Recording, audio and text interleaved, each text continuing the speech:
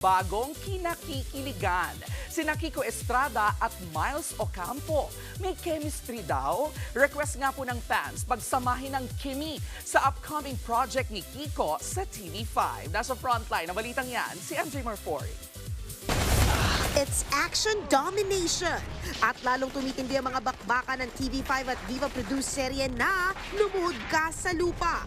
Kung sa eksenang ito, galit-galit ang cast sa bakbakan. Kabaliktaran niya ng closeness nila sa set. Kwento ng action hero ng TV5 na si Kiko Estrada. Nakakatulong ang magandang samahan nila para i-level up ang kanilang acting. Ganado ang cast lalo't anniversary na ng serye sa April. Very fulfilling to be with the people that I'm with now, like for a year plus. Sobrang nakakataba ng puso and parang na kaming pamilya sa set. And I just wish that, you know, na forever na kami magkasama kasi we build a cohesive family. Maging ang ex nga ni Kiko na si Heaven Peralejo. Welcome niya on set kasama ang special someone itong si Marco Gallo. And yeah, I wish them the best. Everyone, that's very, you know, they're very nice. Wow! Yan ang maturity. Bukod sa Lumuhod Ka sa Lupa, may isa pang major project si Kiko sa TV5 na kanyang pinaghahandaan.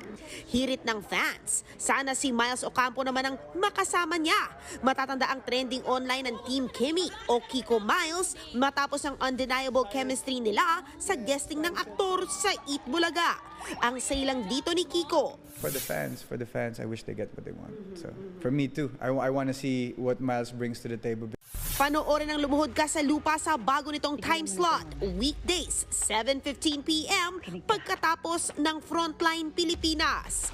Nagbabalita mula sa Frontline, MJ Marfori, News 5. Mga kapatid, ito po ang inyong K-Alaman Queen, Kalad Karen. Always remember na ang K-Alaman ay K-Yamanan. Kaya para sa latest showbiz news at dagdag impormasyon, mag-follow at mag-subscribe sa social media pages ng News 5. Okay?